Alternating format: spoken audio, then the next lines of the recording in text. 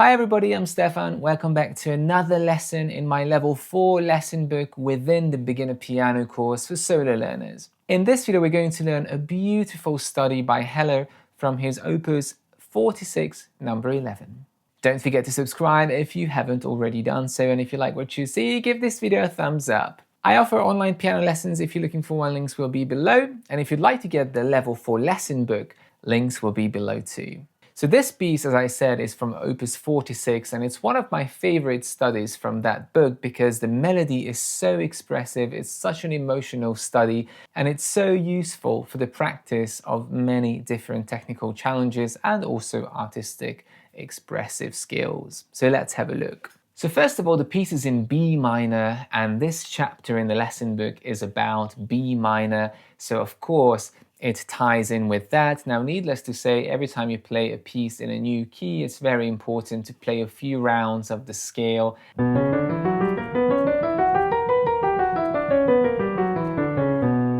And once I did that, I just really tried to remember my key signature. Every F and every C is going to be sharp. Now, the piece is quite interesting in the sense that the right hand is very straightforward. We have the melody in the right hand, a very simple melody, mostly made up of 3-note phrases, which all start with an upbeat, but the left hand is basically arpeggios, which are broken up between the left and right hand, creating a unity of the two hands. We are in 2/4, so 2 quarter note crotchet beats in every bar. And in order to create a good dynamic balance and expressive balance, we have to really emphasize the right hand melody and make those accompanying arpeggios softer in the background. The melody, as you can see, always ends on a tenuto note on the beat. So we have 2 16th note semiquavers ending, the slur ending on an 8th note or quaver, and it says above it T-E-N, so tenuto, which could also be a straight line, and it means that put a little bit of pressure onto that note, make it feel like it is the main note. So a slight pressure and also holding that note to the full value, if not a tiny bit longer. The left-hand notation can be extremely confusing when you look at it for the first time because you've got notes where the stems go down and the stems go up. Every time you see notes where the stem goes down, it is played by the left hand, and the notes where the stems go up is played by the right hand. It says MD and MS is for the other hand, the left hand. So be very careful because the left hand, the bottom stave, includes notes both for the right hand and the left hand. So I'm going to show you the pattern in 2 bars, or maybe even just 1 bar, and the rest of the piece is all the same. It's a pattern-based piece, so the only thing that changes is the harmony. And in bar 16, we have a slightly different pattern, and also in bar 24, but I'm not going to go through this hand separately because the hands basically work as one unity. And that's the biggest challenge of the piece, to be able to create unity between the left and right hand, to make these arpeggios sound like one hand is playing it instead of 2 hands, but we'll have a look at that in a second. So right hand starts number 2 on the B, and as I said, there is a tenuto on that note, and then we lift up. So T, re, T, lift, T, re, T, lift, and have a deep key attack into those tenuto notes. And remember the rhythm, T, re, T, T, T, T, re, T, because we've got 16th notes or semiquavers. So air hand 1 and 2, air hand 1 and 2. And the left hand is very simple, just 16th notes, or the bottom stave, let's call it the bottom stave. Now the left hand is starting with a B minor arpeggio. I keep saying left hand, but it's the bottom stave, but of course it's played by 2 hands. So left hand is going to play these 2 notes, B and D, then the right hand plays F sharp B, and then the left hand plays D F sharp again. So 1, 2, 3. And we need to do this crossing over the right hand. So left, right, left. And this is the pattern for the entire piece. Now the first thing you want to do is make sure the fingering is really solid, so you pick something that's not going to make you fall down or slip off the keys, especially the black keys. And you want to do this crossing first as a blocked chord, just what I did. 1, 2, 3. And make sure you don't lift up the left hand until the right hand goes down to create that legato. Left comes up, right comes up. So no gap between, not like this. And when you did that, then you're going to try to play it as the actual note. So a beautiful rounded motion. And again, no gap anywhere between the notes and no noticeable change in rhythm. Many times I hear things like this. Or.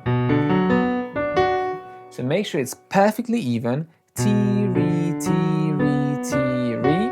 And you don't lift up any hand before the next one goes down. So holding on to this D until the F sharp goes down to make sure it stays legato. Holding the B until the D goes down. And then finishing on the F sharp and lifting up. And that's it. So that's basically how to play that left hand, and you want to create some shape and also keeping it nice and soft. So right hand starts, we're going to use the pedal. Pedal goes down. Pedal comes up. And then for the upbeat, you don't need to pedal for those final two notes. You can, it's not going to destroy the piece, but it's asking us not to pedal for the final two notes. And if you understand this and you know how to do it, then the rest of the piece is just the same. So let's go hands together the entire piece, and we're going to do it in 2-line sections so we can put it on the screen. So starting on the B,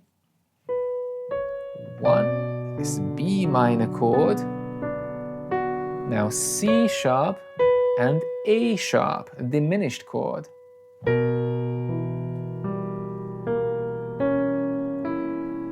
A sharp, C sharp, a diminished chord again, but in a different inversion. And D, back to B minor. Now the same thing repeats again.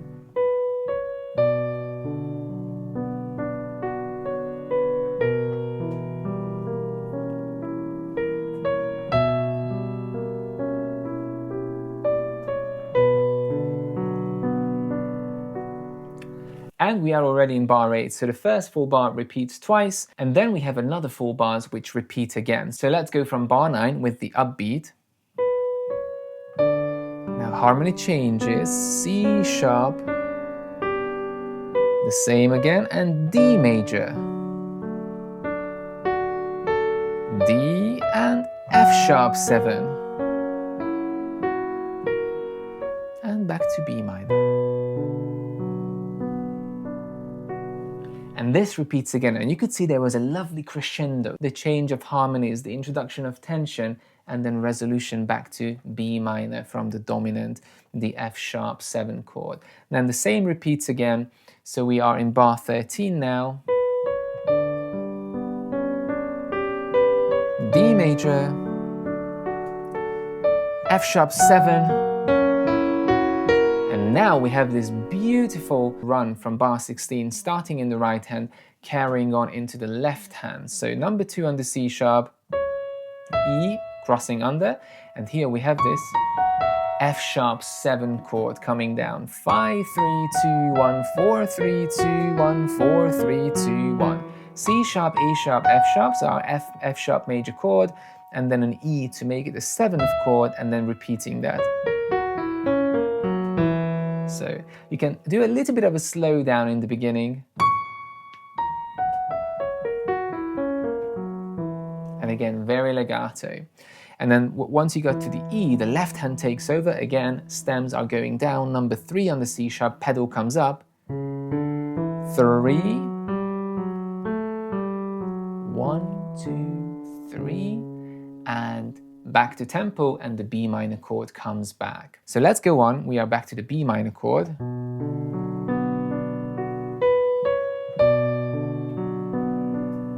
And now a double note. Same B minor chord repeating. B minor again. And now we have a full B minor chord. This one is quite difficult if you've got small hands. 2, 3, 5. And when we play this final one, then we have another very interesting little arpeggio going up.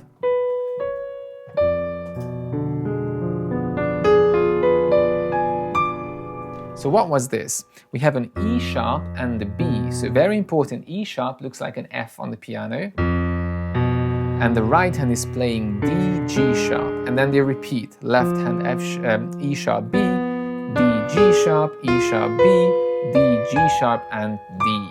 And you need to make this as smooth as you can, and it's a very awkward position, so.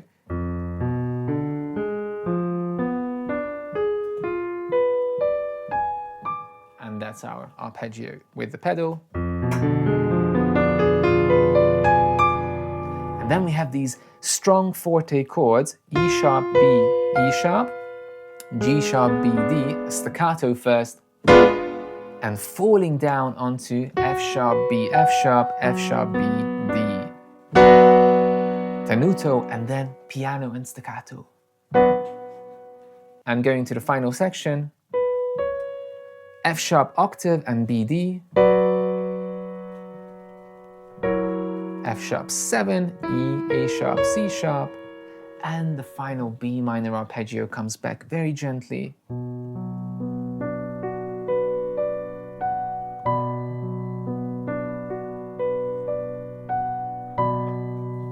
Now D, F sharp, and B, D, B, a full B minor chord. And letting everything come to a very peaceful end. So the main challenge is to get that fluency with the arpeggios and bring the melody to all above these arpeggios and let it really ring out. Thank you very much to my Patreon supporters. You can see their names on the screen now. If you'd like to join them, links will be below.